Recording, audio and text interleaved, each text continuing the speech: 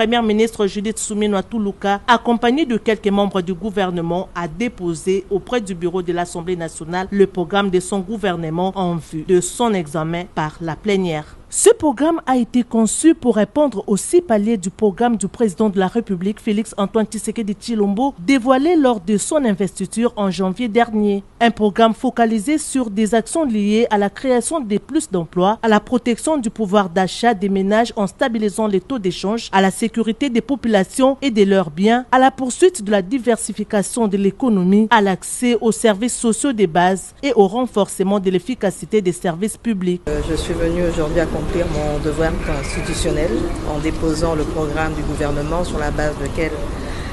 ce gouvernement va être investi. Nous avons travaillé sur base de 6 engagements du chef de l'État tels qu'il les a libellés au moment de sa campagne électorale et au moment de son investiture. Et donc, dans nos priorités, il y a notamment la nécessité de créer plus d'emplois, la nécessité d'améliorer le pouvoir d'achat de la population congolaise, la nécessité en consolidant les acquis de la mandature passée, la nécessité d'avoir plus d'infrastructures en termes de routes terrestres, voies fluviales, voies